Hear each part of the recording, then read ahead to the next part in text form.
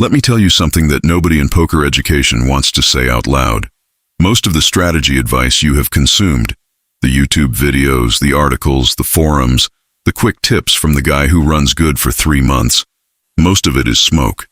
Not because the people sharing it are lying, but because they are giving you fragments of a system without giving you the system.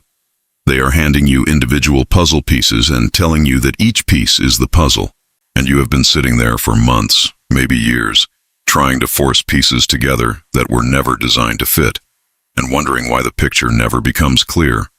This video is different, and I am going to prove it to you in the next 30 minutes. We are going to dismantle the 5 most dangerous pieces of bad advice that are actively destroying poker games right now. Advice that sounds intelligent. Advice that gets repeated constantly.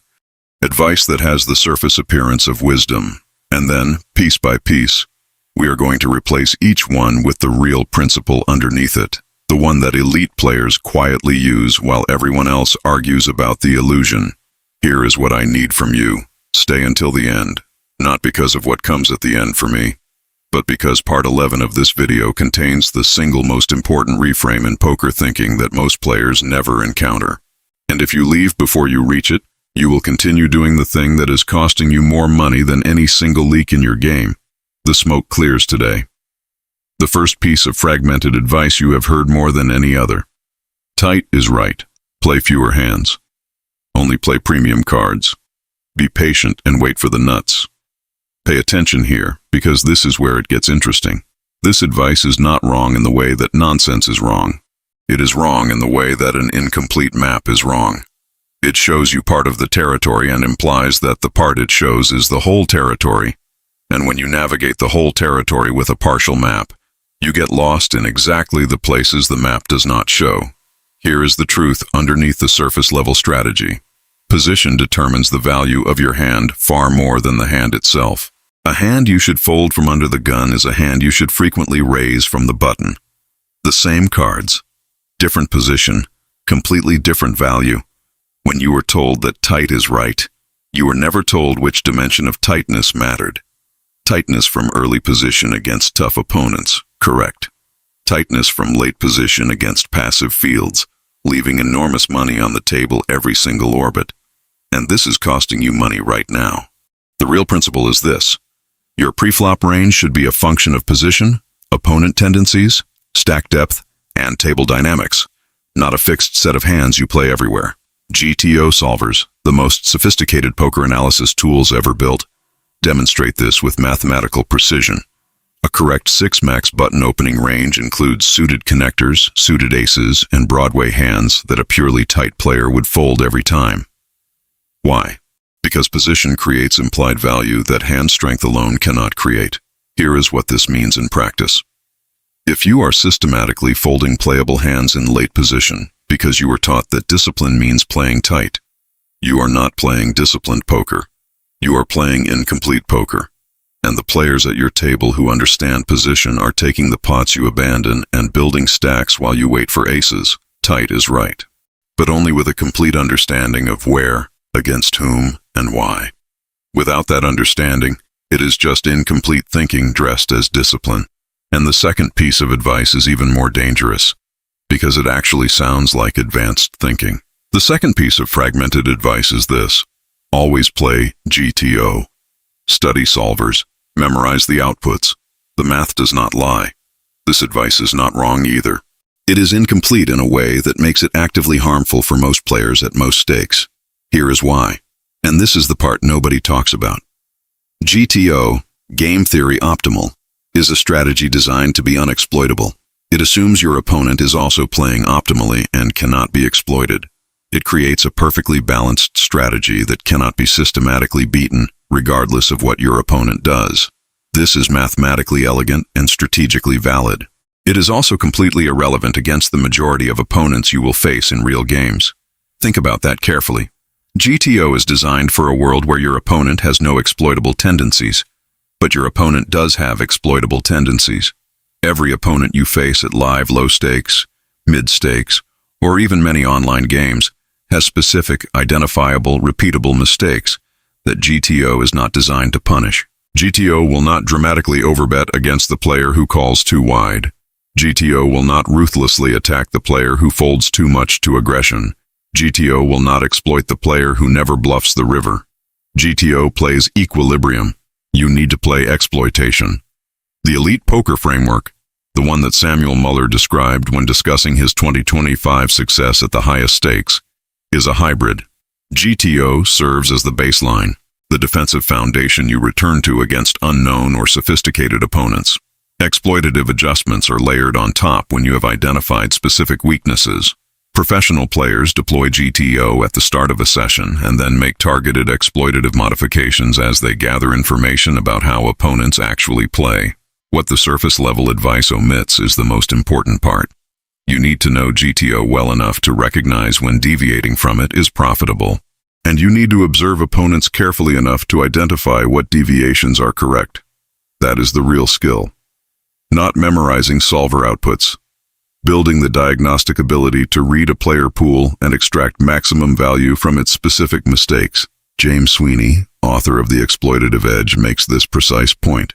GTO is not the strongest possible strategy.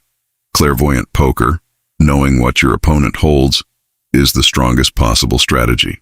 GTO is an approximation of that ideal. Skilled exploitation in the right direction is closer to clairvoyance than pure GTO ever gets.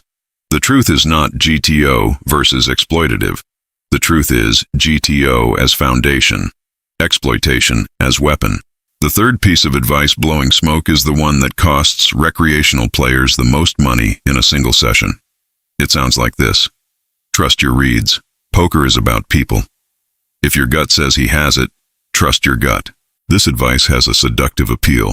It acknowledges the human dimension of poker. It makes you feel like your intuition is a legitimate strategic instrument.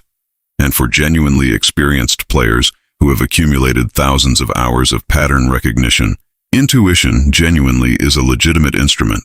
But for developing players, which includes the majority of players at every stake, what feels like intuition is almost always something else entirely. What it actually is. Emotional reasoning dressed in strategic language. Here is the specific pattern. And recognize yourself here if you can. You get a read. The read is based on surface-level behavior. A timing tell, a physical movement, a bet size, that you have assigned meaning to based on very limited data. The sample size of your observation is 5 hands. The player could be doing this thing for 50 different reasons. But your brain, which evolved to find patterns rapidly in uncertain environments, has already selected an explanation and attached confidence to it. That confidence feels like certainty. It feels like knowing. And you act on it. Sometimes you are right.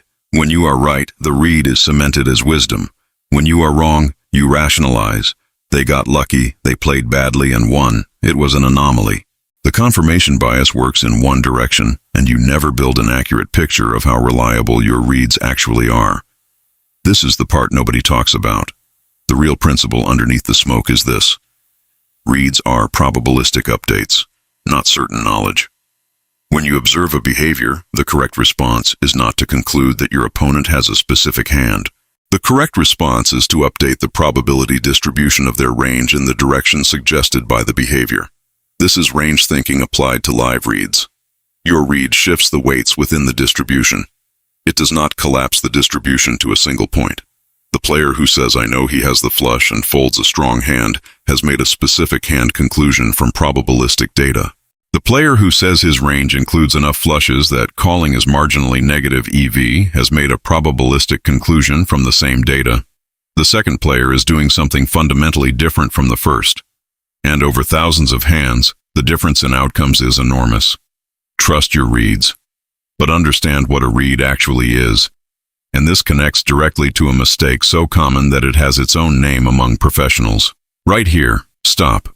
I need to speak to you directly for a moment. Not as a content creator, but as someone who has watched this specific frustration play out over and over again. If what I am saying is landing, if you are recognizing yourself in any of these patterns, then you already understand something important. Understanding the problem is not the same as solving it. You have probably understood several of these problems before. You have read about them, nodded at them, agreed with them intellectually, and then sat down at the table and made the same decisions you made before the understanding arrived.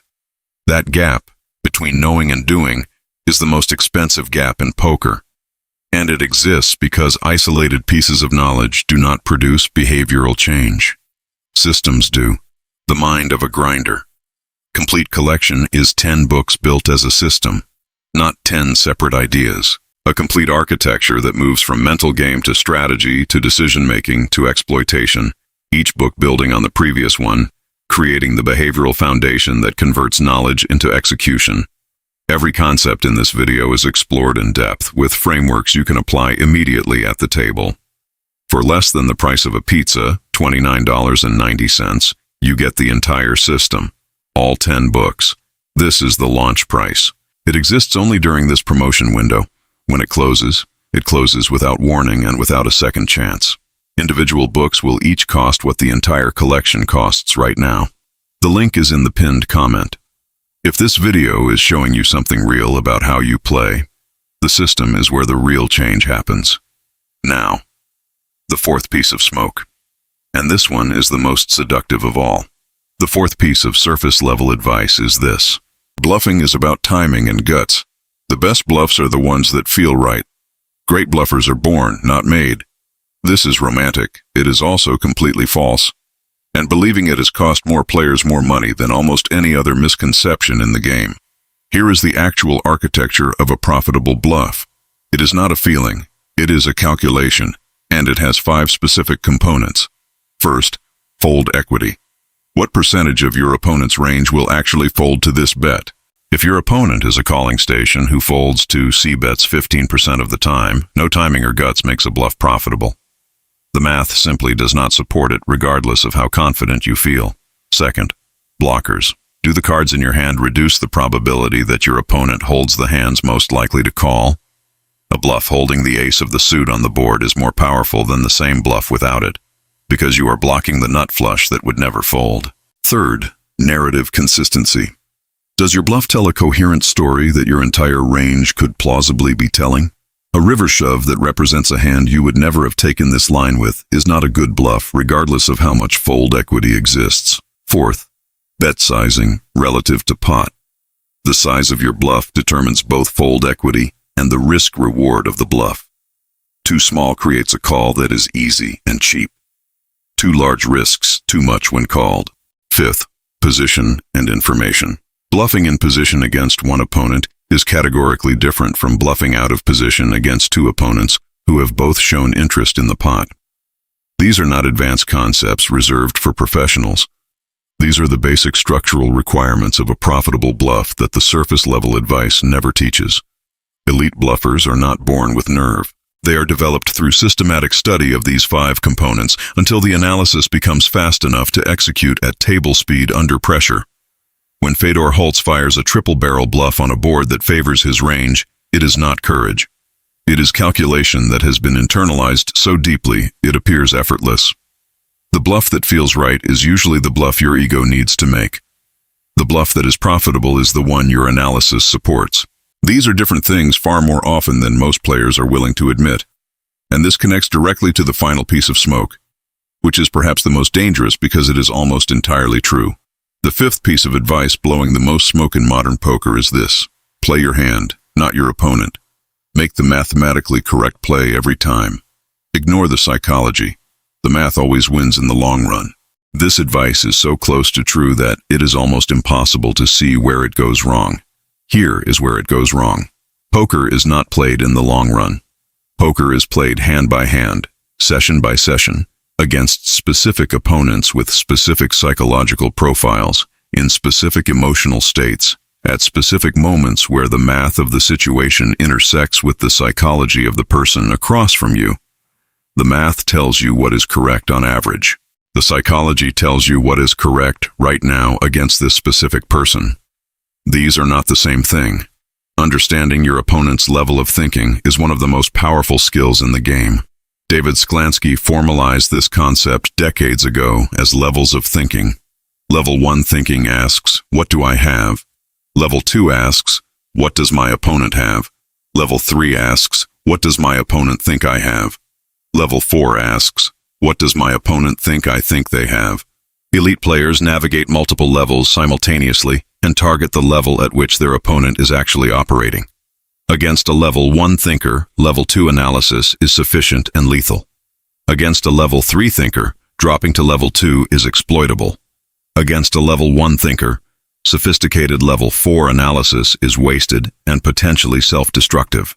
This is where most intermediate players lose enormous value. They are operating at the wrong level for the opponent in front of them, running complex GTO reasoning against someone who folds too much, running exploitative aggression against a sophisticated regular who adapts. The math is correct. The target is wrong. The mathematical play is the correct play when you have no information about your opponent's psychology. The moment you have information, and at a live table you always have information, the correct play is the one that accounts for both the math and the specific human sitting across from you. This is not an argument against mathematical thinking. It is an argument for mathematical thinking that includes the human variable, rather than pretending the human variable does not exist. Minimum defense frequency, pot odds, range advantage, all of these remain essential. But they are inputs to a decision, not the decision itself. And now we arrive at the place where everything changes. Let us talk about what real poker improvement actually looks like, because I have spent 5 sections dismantling bad advice, and dismantling is only half of the work. The other half is construction. Real improvement in poker follows a specific sequence that fragmented advice consistently gets backwards. Most advice gives you a play, a specific action for a specific situation. Real improvement builds a thinking process, a framework that generates correct actions across all situations, including ones you have never seen before. The thinking process works like this. Before any significant decision, you ask 3 questions in order. First, what is my opponent's range given everything they have done in this hand and everything I know about how they play? This is not a single hand. This is a weighted distribution of all the hands consistent with their actions. Second, given that range, what does the EV of each action available to me look like across the full distribution? Not against one imagined hand. Across all the hands in their range, weighted by probability. Third, does my current emotional state suggest that I am analyzing clearly, or am I operating from a fear or ego response that requires a pause before acting? Range, EV, state. This 3-question sequence is the architecture underneath every decision a professional poker player makes. It is not fast at first. It becomes fast over thousands of repetitions. Just as range estimation becomes intuitive. Just as emotional self-awareness becomes automatic. But the sequence itself, range, EV, state, is what separates structured thinking from unstructured reaction at the table. Here is why the incomplete advice fails. Tight is right skips the range question. Always play GTO skips the opponent-specific EV calculation. Trust your gut skips the state check entirely. Each piece of advice takes one element of the framework and presents it as the whole framework. And the framework, without all its components, produces decisions that look right and feel right and lose money consistently. Now let us talk about the most powerful concept you can deploy at any table tomorrow. Position is the most consistently underestimated advantage in poker. Not because players do not know it matters, because they systematically underestimate how much it matters in ways that compound across every session they play. Here is the specific mechanism. When you act after your opponent, you receive information before you make a decision. They bet or check.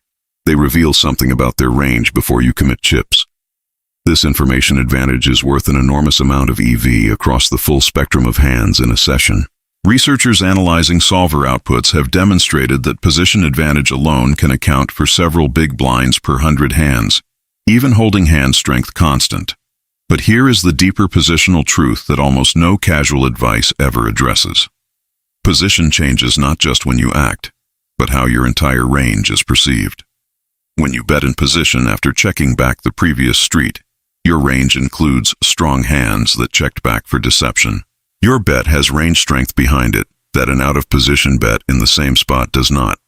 Opponents must give you credit for strength that in-position players earn through the natural structure of the game. The practical applications cascade from this understanding, stealing from the cutoff and button against players who fold too much to late position raises, Systematically profitable even with weak holdings because position extracts fold equity that the holdings themselves do not generate. Floating in position with hands that have zero current equity but significant implied odds and bluffing opportunities on future streets. Executable precisely because position allows you to see the turn and decide whether to continue rather than committing blind. Check raising after defending a blind. Profitable against aggressive C-bettors precisely because your range, having called from out of position and now raising, represents enormous strength that your opponent must account for. These are not exotic moves. They are the natural expressions of deep positional understanding that the smoke-blowing advice never reaches because it is busy telling you to play tight and wait for strong cards. Let us now address the concept that elite players discuss in private and that almost never makes it into public poker education: table image management as an active strategic instrument. Most players think of table image as a passive thing. You play and people form impressions of you based on what they observe. Those impressions then affect how they play against you. This is half of the truth. The other half is that your table image can be actively constructed and weaponized, and the construction begins from the very first hand you play, not after opponents have already formed their impressions. Specific tool is selective revelation. What you choose to show, when you choose to show it, and what story that showing tells about hands you did not show. This is a strategic instrument that operates across an entire session. You show a bluff early, not because the individual act of showing cost you nothing. It does cost attention and analysis from opponents. But because showing that bluff installs a specific belief about the range of hands you are willing to play aggressively. That belief makes your value bets harder to call and your bluffs harder to identify. Daniel Negreanu has spoken extensively about table image construction as a core competency of world-class live poker. The ability to project one identity while executing a different strategy, to appear aggressive while playing selectively, to appear tight while maintaining wide late position ranges, to appear on tilt while operating with complete emotional control. This is the psychological layer of the game that mathematical analysis alone never captures.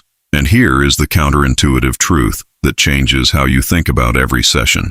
The opponent who thinks they have a read on you is easier to play against than the opponent who admits they cannot figure you out.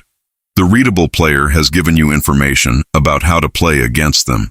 The unreadable player gives you nothing. Your goal is not to be figured out. Your goal is to be figured out incorrectly. And that goal requires deliberate management of the information your behavior reveals. This is the level at which great players play, not just the cards. And we have covered a lot of ground together. And I want to make sure all of it is pointing in the same direction before we reach the final idea. The 5 pieces of smoke we dismantled: tight is right without context, always play GTO against everyone, trust your gut without understanding what a read is, bluffing is about nerve rather than calculation, play the math while ignoring psychology. All of them share a common failure. They take one genuine truth about poker and present it as the complete truth. They sell you a fragment and tell you it is the whole. Real poker thinking is integrated. Position and hand strength and opponent tendencies and emotional state and table image and EV calculation all interact simultaneously in every significant decision. No single one of these is the answer. The synthesis of all of them, applied in real time under pressure, is the answer. And the synthesis cannot be captured in a single piece of advice. It requires a complete framework. The players consistently winning at your stakes right now are not playing by any single piece of advice. They are operating from a framework they built, through study, through honest self-assessment, through deliberate practice of applying the right thinking process in the right moments. They started where you started. They arrived where they are through a different kind of work than consuming tips and searching for the one insight that changes everything. Here is the hard truth. The one insight that changes everything does not exist. What exists is a thinking system that, built correctly and applied consistently, changes everything gradually, and then all at once. Here is the truth that nobody wants to say, but that every serious player eventually reaches on their own. You do not get better at poker by knowing more things. You get better at poker by building a different kind of mind. A mind that thinks in distributions rather than certainties. A mind that evaluates decisions rather than results. A mind that maintains clarity under emotional pressure rather than performing well when calm and falling apart when it most needs to hold together. A mind that constructs and manages a strategic narrative at the table rather than reacting moment by moment. A mind that identifies what is specifically wrong with a specific opponent and extracts maximum value from those specific errors rather than running a generic strategy against everyone. This kind of mind is not born. It is built, hand by session, through the deliberate practice of applying a complete framework rather than collecting fragments. You watched this entire video. That means something real. It means you are the kind of player who wants more than surface-level tips, who is willing to sit with difficult truths about what the smoke has cost you, who understands that real improvement requires a real framework, not real luck. The poker table is waiting. The opponents still running on smoke are at it right now. And every session you arrive with a more complete framework than they have is a session where the EV runs in your direction, regardless of how the cards fall. The smoke has cleared. Now you can see the table for what it actually is. Not a game of cards, a game of minds. And the mind that thinks most clearly, most completely, and most honestly, that mind wins. Not sometimes. Over time, always. Leave a comment right now and tell me which of the 5 myths hit you the hardest. The one you recognized most clearly in your own game. Not the most interesting one, the most honest one. I read every single comment on this channel, and your answers directly shape what comes next. If this video gave you something real, share it with one person. One friend who plays poker and deserves better advice than the smoke they are currently running on. That share is what tells the YouTube algorithm this content matters and needs to reach more players. You are not just sharing a video. You are helping another player stop losing money to advice that was never going to work. Like this video. Subscribe to Mind of a Grinder. Every week we go this deep. Every week we build the framework together. And if you are ready to take the framework from this video and extend it into a complete system, the mental game, the decision architecture, the exploitation framework, the complete 10-book collection, it is in the pinned comment at the launch price that will not last. $29.90. All 10 books. The link is pinned. The smoke is gone. Now, play like it. Most players study poker for years and still keep losing. Not because they lack information, because they have been following advice that was never complete enough to work.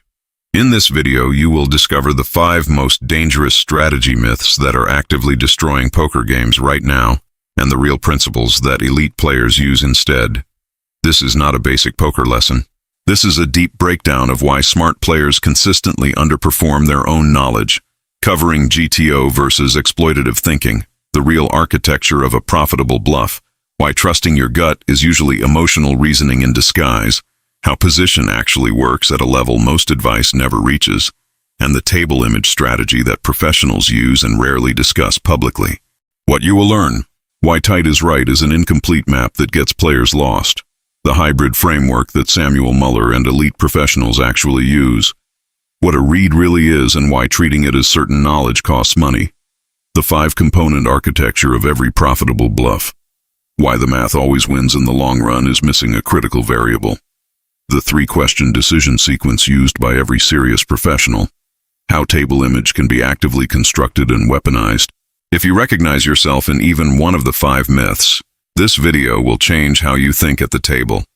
The complete Mind of a Grinder collection, 10 books, less than the price of a pizza, is in the pinned comment. Launch price, limited time, no countdown, no second chance. Subscribe to Mind of a Grinder for weekly high-level poker psychology and strategy content. Poker strategy, poker mindset, poker mental game, poker tips, poker psychology, GTO, exploitative poker, how to win at poker, Mind of a Grinder.